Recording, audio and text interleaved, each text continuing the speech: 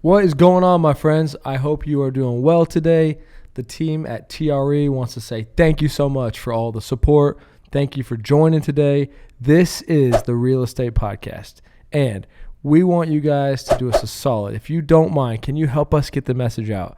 We believe that real estate can be for anybody, and we believe there's opportunities for people to grow with us. So if you can, please share, subscribe, like, comment. Thank you for being here on our journey, and we are going to continue to add as much value as we possibly can and try to shake up the industry. Let's dive in. The financial cushion, the safety that I thought I had built would evaporate in a heartbeat. Right. And the rentals that we built, I mean, we all know equity is not liquid, easily liquidated, right? You can't convert equity into cash overnight. There's a process. I'm going through that process now, so I know how painful it is to prepare a house, put it on the market, especially if it's leased. You gotta either wait for that lease to end or work something out with your tenants.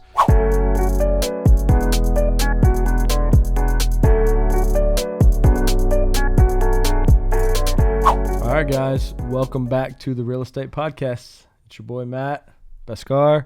Thank you for being here, man. So this is a first time that we're meeting, essentially. You came in from Dallas? I came in from Houston. Houston. Yes, sir. Is that where you live? I live in Houston. Okay, live in Houston. Have connections in Dallas and San Antonio. That's right. And yeah, man, so we're excited to have you. Guys, welcome to the show. If you can, like, comment, subscribe, share with your friends. Let us know any comments. If you want to know more about Bhaskar and his real estate journey after the show, please reach out. And yeah, man, so I appreciate you coming, making the trip. I know you have a couple other things going on here today, which is great. And just wanted to get to know you, talk a little bit of real estate, understand a little bit more about your journey, what you're trying to do, and just have an open conversation and see how we can provide value for you and also for listeners, entrepreneurs, people that are just getting started, or people that have been doing it for a while. So Awesome. Thanks for coming, man. Hey, thank you for having me. Yeah, absolutely. Appreciate that. Yeah, I came in just for the podcast. All right. I did, yes. Wow. I had heard a lot about you guys. I've seen you on social media. Great social media presence, by the way. Thank you. And I connected with Doreen Sydney on my last event that we had a couple of months ago. Okay. And this was in San Antonio. It was a School of Sharks event. School of Sharks is my group. I'm co-founder with Dan Diaz. I'm sure you've heard of Dan as well. Yeah. So we had an event called The Launch. I presented land investing. That's my niche.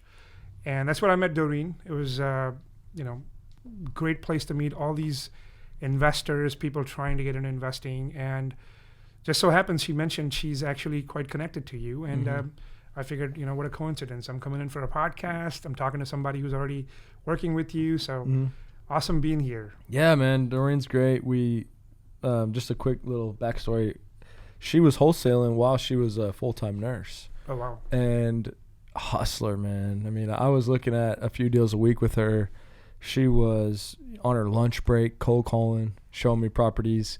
And over time, it was maybe a year and a half or two, I'm like, Doreen, you're really good at this. Why the heck are you nursing? Right. And so we started having that conversation, and probably about a year after that, she was a little hesitant to make the jump. She's a grinder, very, very detailed and likes to plan.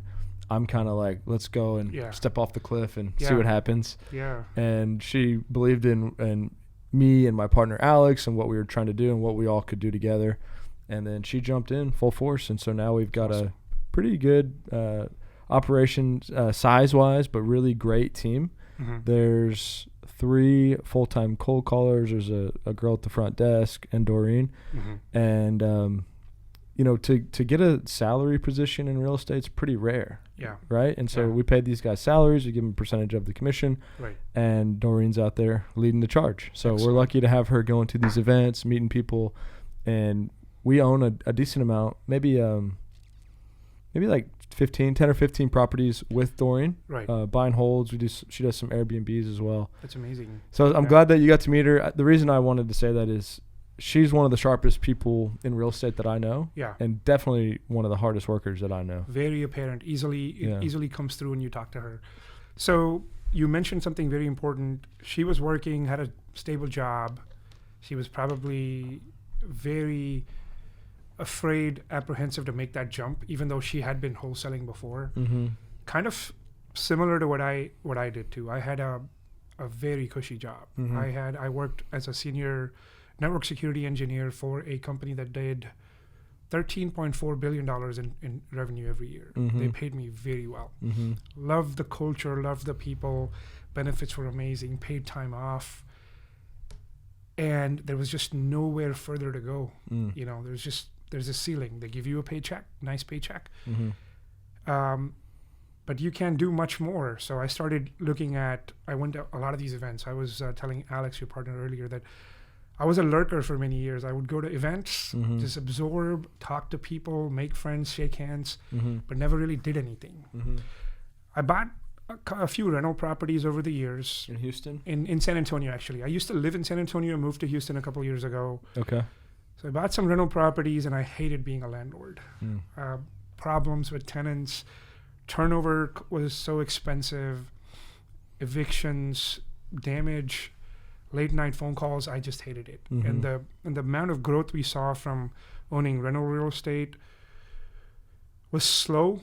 It was not unsubstantial. I mean, there still is a lot of equity in my properties, but man, the cash flow was just not there. I mean, one AC unit broke down, my cash flow for like 2 years went away. Right. So decided, you know what, I think it might be time to do something different. There's everyone doing single family wholesaling. And I just happened to be friends with some people that were doing something different. There was a couple of people in my circle that were investing in land. And one person in particular, his name's Yasir Lillingston. He's not very heard of because he's an introverted person. He lives out in Wisconsin. He just goes to a lot of different land events, and I happened to get in touch with him. Well, he pushed me towards trying to explore land. The concept was simple. I'm an engineer by background. So before I dove in, I kind of thought through all the different possibilities that could happen, what could go wrong, how much money could I lose. I was fully prepared to lose whatever money I was going to put in this little land parcel up in Florida. Never heard of the city, Ocala, Florida. But he sent me a lead, said, hey, this might be a profitable deal you want to look at. It's only $4,000 is what the seller was asking. All of the comps suggested it was worth like $8,000 or $9,000, maybe more. So I figured, you know what? It's a gamble of $4,000. I've spent more money on more useless stuff. I bought all these toys, and I'm a geek, so I buy a lot of just electronics and toys, drones and whatnot. So I figured, what's $4,000 to gamble one time? I did, bought the property, closed on it, marketed it, found a buyer in about 4 months, and I doubled my money basically, And I figured this is not a bad strategy. On the side, maybe I can continue picking up these properties.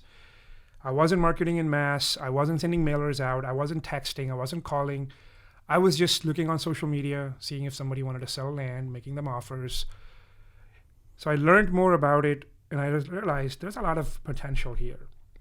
So October last year, I built some systems. I built some spreadsheets. I recruited a couple of people to come work with me. And like you said, there was no salaries to be paid. I didn't have that type of money put away to be able to pay salaries. So it was all commissions. So we got a team together, a few people in marketing, acquisitions, and we started heavily texting. We started calling. And January 1st, we closed our first land deal, and we never looked back. So since January up until last week, I think we may have done 20 plus deals, an average assignment or profit of about 30, 32, 35,000. So we did better than we expected. But as we were going through the months, January, February, we realized, hey, deals are happening and they're getting better as we go forward. March, so we set bigger targets, deals with larger profits. Initially that $5,000, $10,000, $15,000 deals were a proof of concept. It worked. We knew how to replicate that. And I really just built the mechanics behind how to do this at larger scale. You know? And it was just a matter of doing better, bigger deals in more high demand areas, connecting with the right people. And here we are, I think we just crossed 650-ish K in revenue, and had the market not turned recently, we probably would have hit a much bigger target. Thank you. Yeah, I'm just taking notes. I got a lot of things I want to bring up. So the wholesale operation that you have, it's multiple partners. Is that what's going on with that? Or Actually, no, it's just me. just you? Just Okay. me. Yeah, I had a commissions-based team, Mhm. acquisitions. We handled marketing ourselves. So the acquisitions teams was trained to do outreach, also trained to do comps. And then the cool thing is, Matt, I think some of my engineering skills helped build these tools, spreadsheets, Mm-hmm. that take a lot of the guesswork and the subjectivity out of it. So Mm-hmm. once you give them the process and you give them access to these sheets, a lot of the work is already done for them. You find a couple of matching properties, a few matching properties, you plug those numbers in, and it spits out what should be the offer, what should be your maximum offer. Mm-hmm. It's a lot of training. I mean, key thing I'm sure you understand here is not finding talent alone isn't enough. Mm-hmm. You got to align them with how you want things to be done, like how your Mhm. vision is. You can't have multiple people trying to execute multiple visions, So Mhm. the pathway for me was I kind of had a very strong conviction about what I was doing, what I think is the way to do this. Mm-hmm. And I brought in people and trained them. We had multiple trainings. We went to a lot of different events. We spent a lot of money in courses. We went to the Hive Mind conference. We went to just Corey Thompson's event.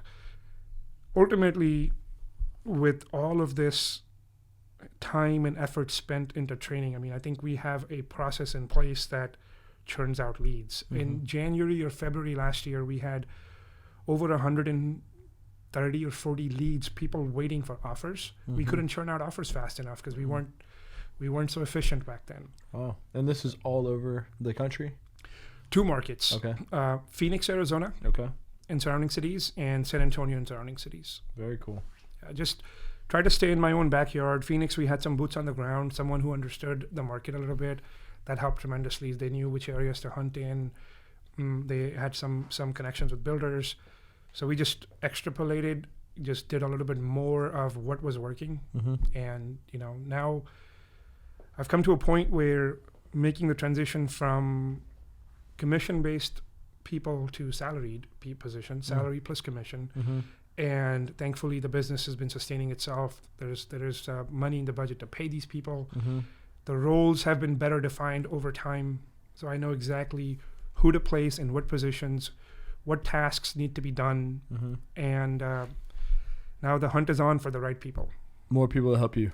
More people Yeah. to put in the right, I know what type of people a person would flourish in marketing, what type of person would do better in sales. I need an admin who can handle a lot of the tasks that I was handling myself. Mm-hmm. Being a little bit more intentional with my time. And Great. I love that. How many people currently? so I have 2 cold callers. Mm-hmm. I have 1 acquisition person right now. Okay. I am interviewing for an in-office acquisition person right now, and I'm interviewing for an admin right now. I have 2 people running Dispo, Mm-hmm. and me filling in the gaps, all of the transaction coordinating, the contracts, the legal, the research, the business development. That's what I'm doing. Up until recently, I had a bigger team, about 8 or 9 people in total, Mm-hmm. all commissions based. But there are challenges with commission based people. I mean, Mm-hmm. the motivation is only as big as the paycheck, Mm-hmm. right? So as long as they're hustling, the Mhm. paychecks are coming, they're happy. The moment they take their foot off the gas, Mm-hmm. stuff stops to work. And Mhm. it's sort of a self-fulfilling problem. You don't put enough effort, you don't get paid. Mm. And you don't get paid, your interest dwindles. And then Sure. sometimes your loyalties dwindle. So things just weren't so smooth. And I'm all about creating a process that just continues to work. Mm-hmm. I'm less about needing to continuing to push and motivate people. I need people that know what they have to do. Like you mentioned, you have to be a hustler here. You Mm. have to know exactly what needs to. You need to make phone calls on lunch. You need to make phone calls on lunch. If you Mhm. need to work weekends, you need to work weekends. Mm-hmm. I'm no longer in a W-2 position. I gave Mm. that up earlier this year. Like you said, took that major leap of faith, and it took a lot. That was one of my questions I was going to ask is, at what point did you make that leap? So, Matt, by February, we had done about, 3 or 4 deals, and I could see that this was not going away. Like, this is happening. How long were you in it at that point? I first started training. I recruited a couple of people in August, started training them in that August, September, October timeframe. Mm-hmm. We spent a solid 3 months just learning about acquisitions, comping, underwriting properties, Mm-hmm. Feasibility, viability of a certain type of land parcel. And October, we turned on our machines, the system that I had built. So Mm-hmm. we started churning, lots of marketing going out. Leads came in around that November timeframe. People started saying, make us an offer. And that's when everything was just, okay, guys, we have what we asked for is here. We asked for people to want to sell their properties, and now all we got to do is just make these offers. Mm-hmm. Made offers, obviously you understand we're buying properties at a discount, otherwise it doesn't make sense. So we continued making offers until I think November, December timeframe, people started accepting offers. We started getting contracts in hand. So I want to say marketing started October or November, first contracts in hand in December, first closed contract in January, first week of January. Did this for 2 months, and we realized, you know what, there were closings lined up. Mm-hmm. And there was a lot of predictability. I could see that this could far surpass the money that I was bringing my W-2. Mm-hmm. So I cut my hours in February. I took whatever PTO I had left. I started taking Fridays off. I tried to put in as much time as I could. Like you mentioned, man, I was working. My wife was very upset. I was working a lot of long hours. You know, we were working kind of like you. I have a little, office in my backyard. I have a freestanding building in my backyard that I converted into an office. Mm-hmm. I must have spent, an extra 8 hours a day after my daytime job there to try to get stuff knocked out. Mm-hmm. So come like end of April, I had decided this has been working. Mm-hmm. So I just left my job at that point. Nice, man. Not easy, very scary. Sure. I had no, health insurance. Thankfully, my wife Mm-hmm. is working, very nice job. So she Mm-hmm. had that backup plan for us. But, supportive wife, things working, a good plan, all pointed like this is it. Bet on yourself, make the leap. That's it. Yeah, probably pretty exciting.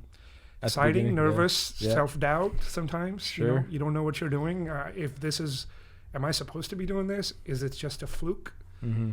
But it continued working. So, it just is continuing to work. I love it, man. Well, I love that you made that jump, and Phoenix and San Antonio are really great real estate markets. They are. It seems like when you mentioned it, it seems like it kind of just happened. Mm-hmm. Whereas I could see on the flip side, you could just research every market in the country and come to those two markets. Possibly. And we You know what I mean? We did do that for some extent. So, Matt, I'm a numbers guy. So I pulled lists from realtors. I had them pull some lists from MLS in some major metros. And that list allowed me to see what homes were built in 2021 and early 2022. Mm-hmm. And I could see which zip codes had the maximum number of homes built. Mm-hmm. So I had this high density data, and I just did some VLOOKUPs, and I created some charts, and I have this massive spreadsheet. I call it like my master sales matrix or my builder's matrix. So not only were we able to find where there's the majority of homes being built, Mm-hmm. we also were able to find who are the builders that are building these homes Mm-hmm. and in what zip codes. So if I ever, and then I had you can download a list from USPS that correlates the zip code with a city name and a county name. So I had this lookup list. This spreadsheet basically gave me a lot of insight into which markets to invest in, where are the majority of homes being built. And if I weeded out all of these track home builders like KB Homes and all these bigger builders, I was left with a list of people to target. Mm-hmm. Call and say, hey, are you buying? Mm-hmm. What is your buy box? What is your buying criteria? Mm-hmm. So then we had a lot of work to be done on the building the buyer's side. Mm-hmm. So we spent some time doing that. We spent some time doing acquisitions, and they just kind of fit. Yeah, very cool, man. It's an exciting story. Random. I just noticed our rings almost look identical. Yeah, Look at that. they do actually. Yeah, That's really cool, man. That's super cool, though. So here's something I want to dive into a little bit, and just educate me on this. So when you said at your job you felt like there was no more growth at the W-2, that's hard for me. I'm not in that world. I've been doing this for 13 years now. So I got my license when I was 18.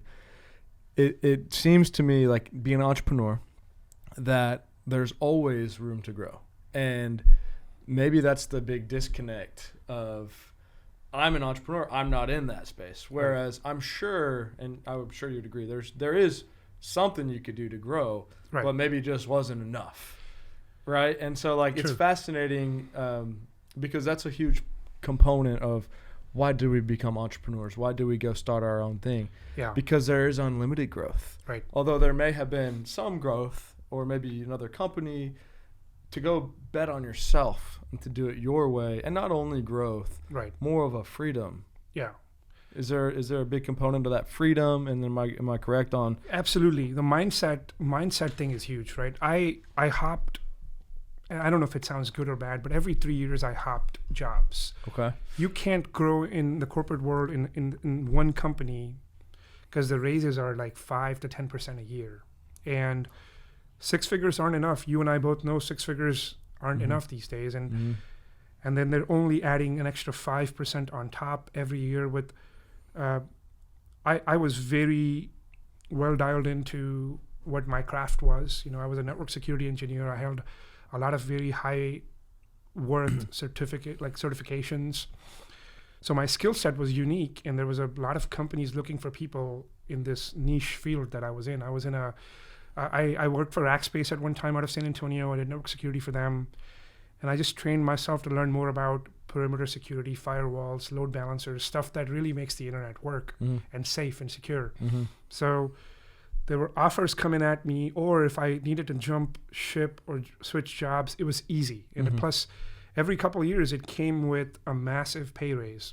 So it was that, okay, I can always switch jobs, but ultimately, there is this range that you're playing within. Once you've hit that number, there's no more salary increase to go. You can go work for better companies, which I continued doing, but the compensation increase in terms of money isn't there. You do get a better environment, better culture, and plus what I thought, I could brag about, I work for one of the top 5 firms in the company in technology. I could brag about things like that. But honestly, at the end of the day, I was realizing I'm not growing by leaps and bounds. My commitment is towards my family. My financial commitment is towards my family. We have some medical extenuating circumstances in my family that caused the move from San Antonio to Houston. Okay. And there were increasing medical bills and denials from insurance that I just couldn't fathom. I mean, there were medical equipment that needed to be paid for that the insurance wanted to not pay for. And it was thousands of dollars. And there were some special dietary needs that insurance wouldn't pay for.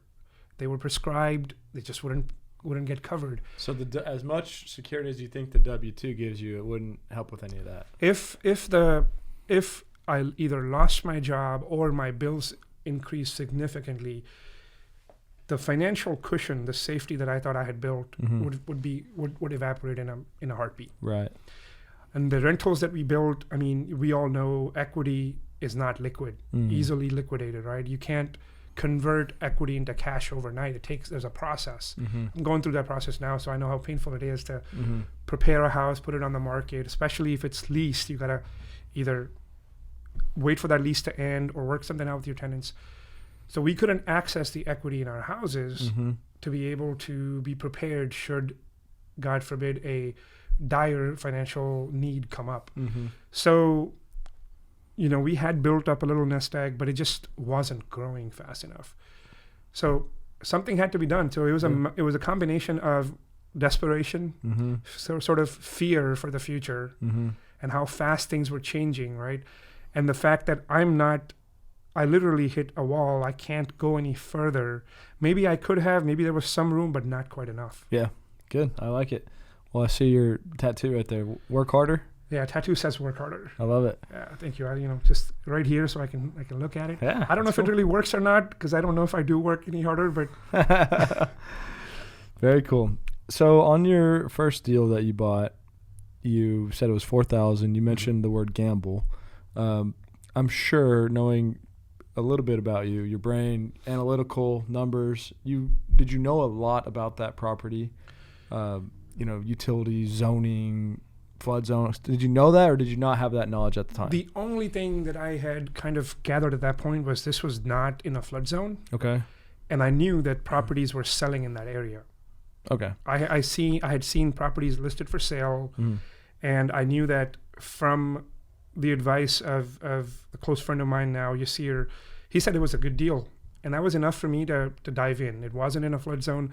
And then I started doing my research. I made the guy the offer. I figured it was a gamble at that point. It was not in a flood zone. I see other properties for sale. The rest is due diligence you can perform once you have the property under contract. Cool. The zoning, what can or cannot be built. You've got setback requirements. You've got just little things like utilities. All of that can be found out. And you know what? If I was to sell this property at what I bought plus closing costs, in my brain, because I'm not used to seeing big profits, I'm like, okay, it's not a loss. I'll be okay. Mm-hmm. And granted, the fact that it was like almost 50% of market value, I figured it was hard to lose, but I don't know enough about the business. I don't know where to market, where to find a buyer. I don't know if I need to be at retail or less. And when you're on a W-2 position, $4,000 is like about a third of my paycheck at that time. That's a big amount to gamble with, and I probably wouldn't think twice now. I bought some properties which I consider are gambles that are in the $30,000, $40,000 range now. But now is very different from that. $4,000 was a bigger challenge and a bigger risk for me than it is now pulling the trigger on much larger properties. Sure. Well, the reason I fall back on that gamble word, I used to be a big gambler, actually sports, tennis, hardcore, like most hardcore gambler. The reason I think that word's important is because I don't feel like it's really a gamble if you are doing the research and you know what you're buying and you understand the property. Yeah. Because you're not going, 4,000, you're not doubling it or going to zero. Right. You know what I'm saying? Right. And it's just semantics, but it's like you took the risk. And the reason I point that out is because if you know what you're doing and you have the knowledge, real estate's not gambling. Not anymore. By any means, right? Yes. Or not anymore, right? Once you understand it. It was like more of a gamble. I would say it was a gamble to leave your job. Right. You know what I mean? Right. Yeah. So I just want to point that out because for people that are listening, it's like if you understand and you research these things, it's very hard to lose money in real estate. Yeah. Right? I mean, if you don't get over leverage, if you have a plan, your houses don't go to zero. Exactly. I mean, the worst case scenario, either your property sits for a while, if you have a mortgage, you carry that note for a while, and you probably don't make as much money as you hoped you would. Right. I have a few rentals that I'm putting on the market now, and in my head, I'm like, these are worth X amount of dollars, and I really hope I can sell them for that money. Anything less in my head would be, it just wouldn't feel right? But if you look at the bigger picture, I mean, I bought them, like one of the houses I bought for $270, it's worth $430K now. If I sold it for $400K, I still made money. Sure. I just probably would feel much better if I sold it at what it's worth. Sure. At the end of the day, you're right. It's no longer a gamble. It's more, can you hit the targets that you're hoping for? Yeah. Take the risk. And obviously, whenever I look at it as, and I haven't done the best job of this by any means, but once you've captured the value and you've bought the property below value, now at this point, say it's worth 400, you're kind of just getting the market, right? You're getting 6, 10, 20%, who knows, depending on what market. Right. Whereas take a little loss, sell it, and go buy 50% below value. Right. Do that all day. But that's easy to say. Recycling that same money. Yeah. So regardless of if you get that exact what you think, it's like, hey, go get more here. Absolutely. There's been a massive shift.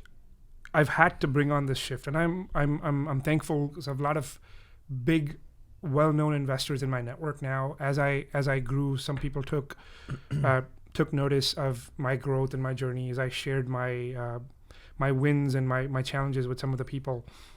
And the biggest takeaway I've gotten now is, for me, it is very important to sometimes stop thinking as an engineer and start thinking in a much bigger, broader sense of, and I'm not used to thinking in abstract ways. I'm not used to thinking like, what's the worst that can happen? Let's go ahead and put some money in this asset. Let's go and buy it. It's cheap. Let's go and buy it. It's going to make money. It's going to sit, but that's okay. So a lot of the people that I'm very grateful to have in my network, like Dan Diaz, you may know him as Dancito Gancito on Facebook, Logan Fulmer, Anthony Gauna, like a lot of people that are doing these bigger deals, and they're just growing by leaps and bounds. I think the things they do differently that I've realized is they don't spend too much time in the analysis, in the numbers. They're now very apt at making a quick decision and knowing that they're not going to lose their hat. Yeah, my opinion would be that it's the goal is to have a balance of the analytical and the abstract kind of mind. Sure. I feel like once you kind of understand the basics of values and what things trade for, then you don't have to go analyze it every time. Like I kind of have a good idea of ballpark what almost every property in Austin's worth in a sense, right? I could kind of know like I need to learn that from you. Well, yeah, but and every market's different, right? So I kind of lean on to what you were saying of like Logan and I think you said Anthony, Dan. Is like they kind of already understand that somewhat. Like they're not just throwing stuff out there. They get house duplexes in Round Rock are $350. Right. So if I get this at $2, let's do it. Right. You know what I mean? Right. But you also always get the time to do due diligence and have inspections, whatever you want to do. That's right. But I think that the analytical numbers, all that stuff is very important, and not a lot of people focus on that. So you have probably that dialed in, or you can dial in as much as you want. I can work on that. Yeah. So that's pretty cool. Is to have a balance of both. We're training realtors here to grow with us and bring us deals and partner and grow together. Right. And I try to explain that as much freedom as you get in this business, you kind of need to treat it like a job for a little bit. 100%. Like, call it 90 minutes a day. Right. You have to do, and I can show you when you leave, like this outbound plan I have of like, you got to go do some serious outbound. I got this thing on the whiteboard, 93 outbound a day. And it doesn't have to be cold calls or letters, but it's a mix of phone calls, cold calls, letters, talking to people. And at the end of the year, it's like 32,000 a year. It's like, there's absolutely business, a lot of business that will come from this. Yeah. And that's one way to do it. The other way is just go about your day, see who you run into at the grocery store. Right. Something happens, have a flexible, balanced life. But when things get hard like they are now, and whatever changes, what you have to understand is that this is a competitive business. Absolutely. And if I'm not doing it, you're doing it. Right. Or they're doing it, or she's doing it. Absolutely. So I always looked at it when I was growing up, 17, 18, 19, 20. I was literally thinking, I don't want any other 17-year-old in the entire world to be doing more than I am. Right. So I'm taking notes. I'm up. I'm studying. I'm doing this. 18, same. 19. Over time, it's not as much as, and maybe that was ego-driven. I'm not sure, but it's a little less of I don't really care what other people are doing, but like I need to be doing the best for me. Yeah. And that doesn't. I'm at this interesting point where I'm learning is like I don't have to go walk in there and tell everyone I'm here for you. They hopefully know that. Right. And I could go be out doing something totally different and not even real estate related, but it's in my brain. Yeah. And I might bring more value doing that. So it's like doing less to do more is where I'm at now. But obviously the 90 minute a day, the checklist thing, those have to be going on. Right. I've just already kind of done some of those things. Absolutely. There is no doubt in my mind that this or any field, regardless of whether you're an entrepreneur, whether you own franchises or you're in a W-2, it has to be treated with some sort of discipline. Mm-hmm. You have to have that. It has to be worked on as a job. It has to be, you have to do certain things repetitively for them to become habit. There's also no substitute for experience. I feel like I know almost nothing, Yes, I can probably bring a little bit of math and engineering background to some things, but there's so much to learn. I mean, I'm so overwhelmed. I still, talking to Doreen yesterday, I'll tell you, I learned how she's doing so much, not just one. Me, on the other hand, I'm focused into one lane, which is probably not a bad thing in the beginning because I can focus on one, set some targets. But I need to start branching out into other lanes, single family homes, duplexes, triplexes, quadplexes, maybe some apartments. Sure. There are concepts that I need to learn, how to evaluate them, how to underwrite them, what is a good deal, what isn't a good deal. But the underlying infrastructure is about roughly the same that I've already built. The outreach, the needing to analyze the deal, the offer making, the closing, the funding, then the dispositions. I think there is some overlap, but if you don't treat your work with intention, it generally doesn't go anywhere. And I've seen this a lot with commission-based people who, are, and that's not probably not, I shouldn't generalize it. Not everyone's like that. But if you're not treating whatever work you're doing with intentions and stuff, actions that you can, measure at the end of the day, I don't know if it'll lead to results.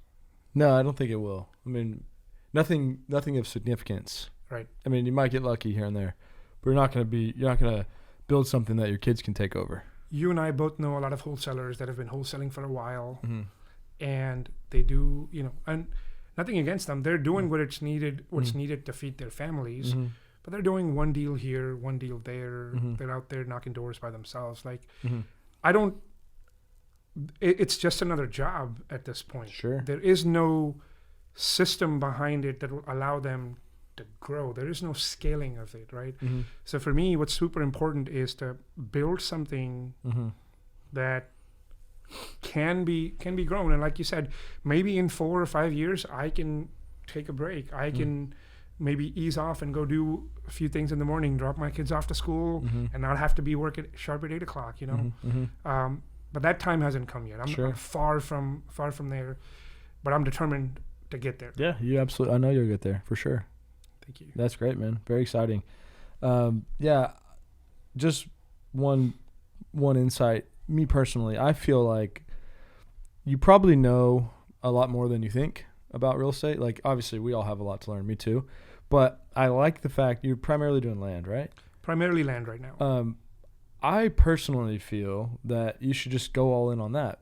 And the way I think of that is everybody's doing single family. Everybody's doing duplexes. Maybe a decent amount of people do land, but not that many. Right. And so there's land everywhere, right? And so it just seems to me like such a huge opportunity. Like, that's something that I would love our wholesale team to do more of. They did a couple deals, and now they're trying to do more because they saw how much money they could make. Absolutely. But I constantly think of what can you do that other people can't do, right? And whatever that means to you. Like, for an example, we do social media, right? And we have somewhat of a big team here compared to most real estate companies. So if we're going to go out, and we're not by any means there quite yet, we're working on it. But if we're going to be filming me talking, well, maybe we have like an angle of a drone and this and that, like something that not just somebody can just go do themselves. Right. So what can we do that they can't do? Right. And then what can you do that they won't do, which is like put in the work, hustle, don't sleep, whatever. No, obviously, there's times for balance and different seasons of life, but it's competitive and you've got to go grind. And it's just like any sport, right? Absolutely. Why is Kobe Bryant best player? Because he worked harder than everybody. He was out there every day. Straight up. Like many other people had way more talent potentially, right? I was just watching this. I always go back to Kobe because I love like how he approached things. Did you see? You hadn't seen this? It's called the Redeem Team. I have not. No, it's not a new documentary about the Olympic team. Okay. And they were all in China or somewhere, and they were partying, and they get back at like 4 a.m. and Kobe's like sweating in the gym, and Carmelo Anthony's like, nah, I wasn't gonna do that. And I was just like, man, Carmelo. That's the difference, right? Carmelo probably. This is probably a bold statement, but he probably had more talent than Kobe. Like, I mean, he's definitely had a lot of talent, right? Yeah. I think he was right there with LeBron, but he wasn't willing to do. He didn't even want to, and that's fine. Like everyone has different goals. He's still world champion. Right. But the reason Kobe was doing he put more. in the He work. was just doing. He wasn't sleeping. I think there are 3 components to success. I know talent is one. Some have it, some don't. Some can develop it, possibly. I know luck is another. You also have to have some degree of being able to spot opportunity or opportunity come to you. But like you mentioned, the third biggest component is being able to put in work. Talent by itself means nothing if you're not working on it and having it work for you.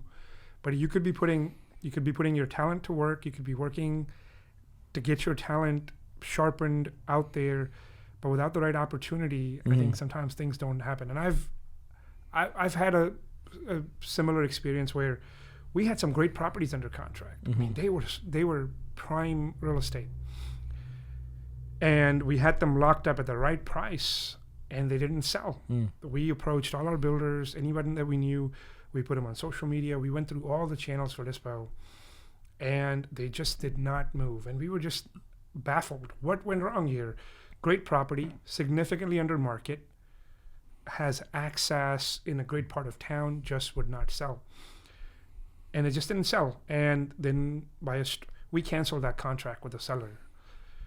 And somehow somebody saw our post. A realtor actually saw one of our posts and said, "Do you still have this property?" Months later. And we said, "Well, hold that thought. Let me go back to the seller and see if it..." And it sold. Nice. Out of nowhere, it sold. We made some money on it, So I feel like luck sometimes also plays a big role, but those 3 together, unbeatable combo. You can't not work.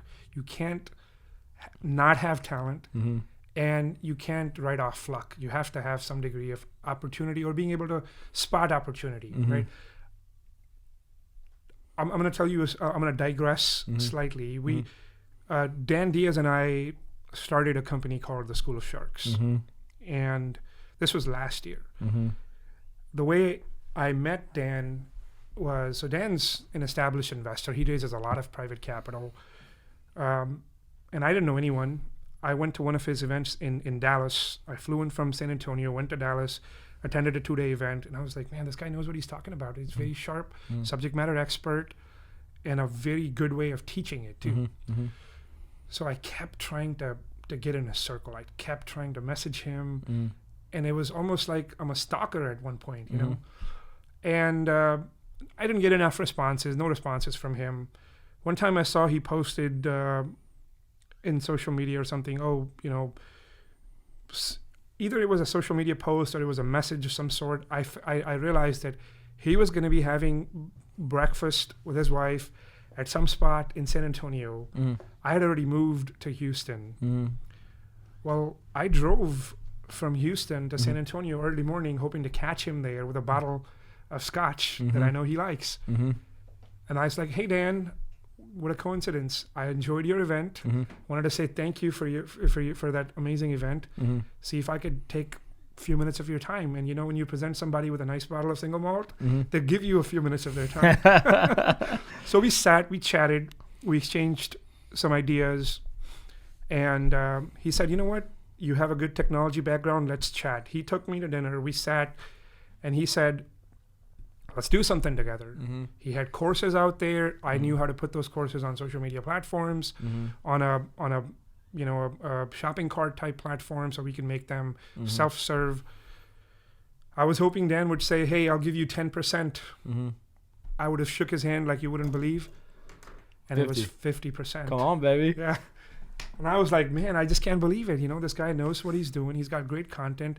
He just offered me 50%, and it's been amazing. We started School of Sharks last year with a very clear message of making it a good, clean education platform, not a marketplace, not where wholesalers can come and post their deals, but a place where people can come and get access to resources. If you need somebody to recommend a lender to you, if you need somebody to answer your question on a subject to deal, if you need a deal analyzed, if you need direction on who to consult for an attorney, it's been a good platform so far. We've got great reviews. We've had a few very successful events.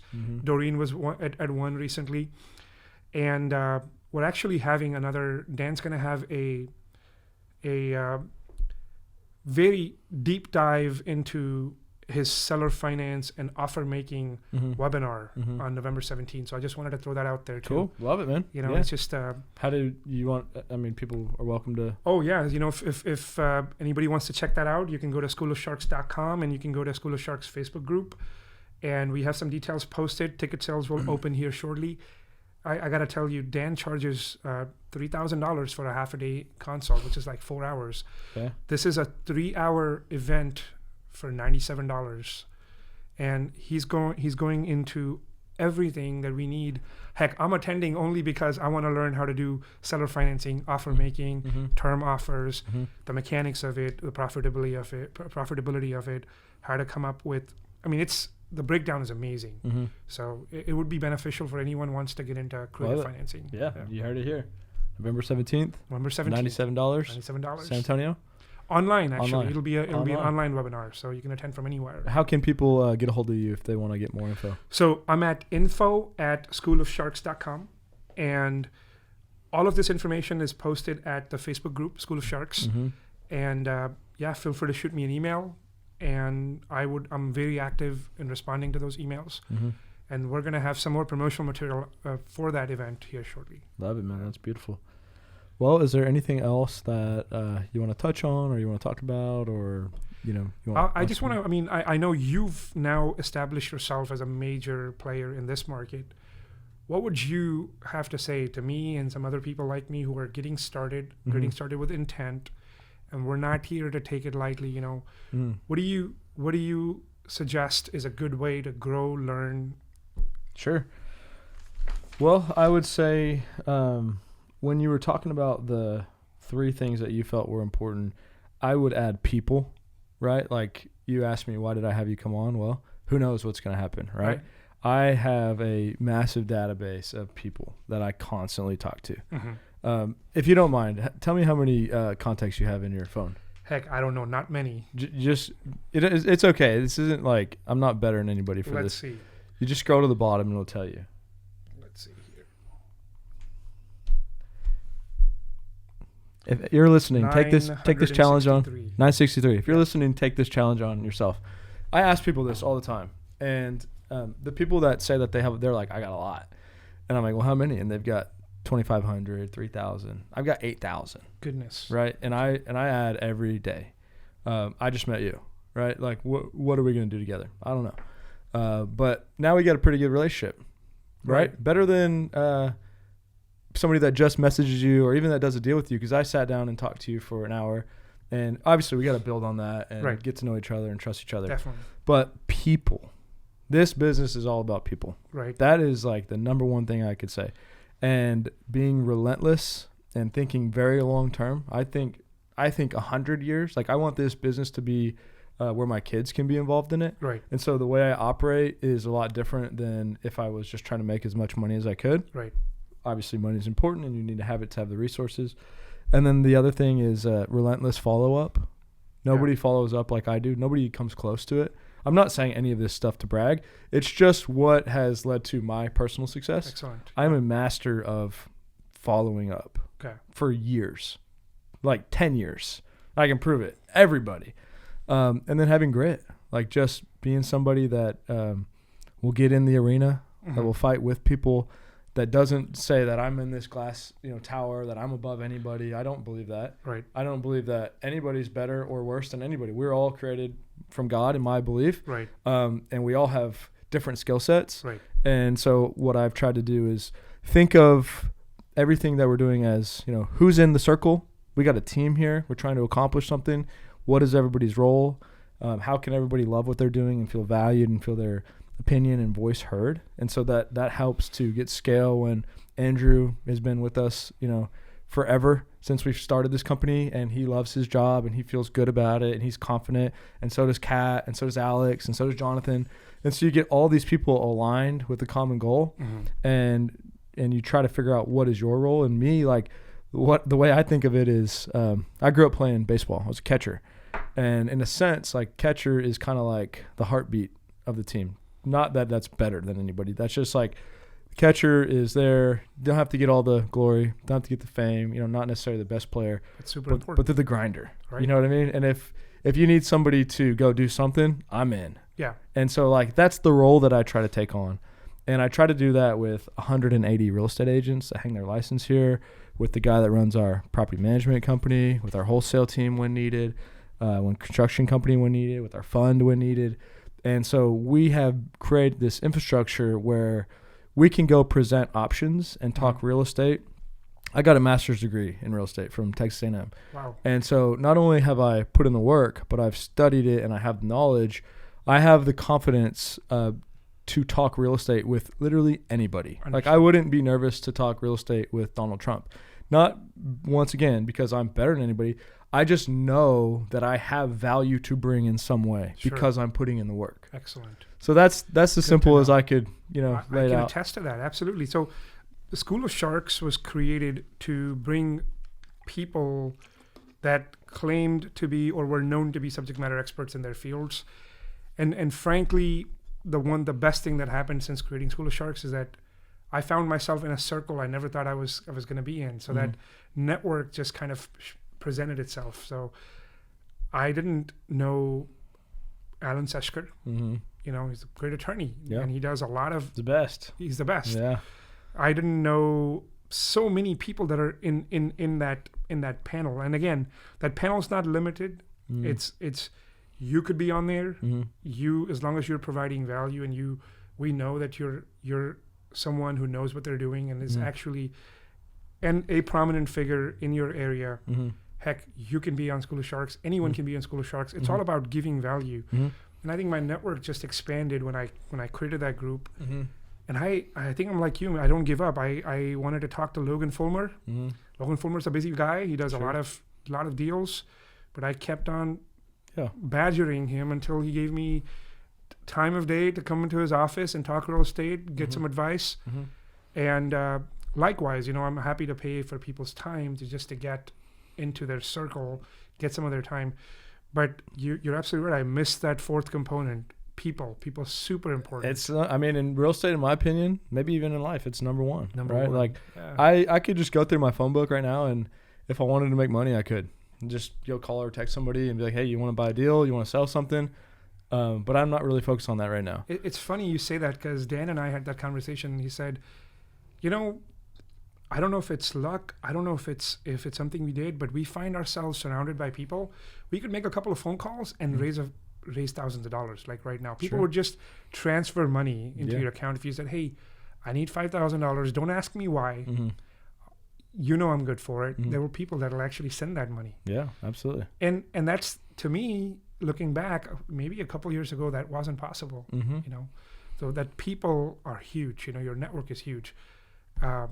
It's those four things. There we go. Sure. Add it to it, baby. Awesome. Thank you so much for your time, Matt. I appreciate getting this opportunity and connecting with you personally. Frankly, I've seen you on social media, and sitting here with you is great. Yeah, you too, man. I appreciate you making the trip, and we're here to be a resource. Awesome. Likewise. Let's figure out ways to team up. Guys, stay tuned. We talk about people. Watch what we do over the years. Well, let's do it. Come on, baby. We appreciate you guys checking this out. Reach out. Once again, Bhaskar, Matt Teifke. He is in Houston. Where'd you actually grow up? I grew up in India, actually. I grew up in India. I was 18 when I moved here. Okay. San Antonio. San Antonio. Again, I don't want to make it sound like a broken record. Like, it is a story of having absolutely zero money to, now owning your business that is on track to hopefully hit $1 million this year. Beautiful. Opportunities for everybody in real estate. We believe that. We believe in having no fear attitude, and everyone works with us, not for us. Absolutely. So we appreciate you guys. Reach out. School of Sharks, November 17th. Reach out and comment, like, subscribe, share with your friends. Have a blessed day. Much love. Peace. Thanks, guys.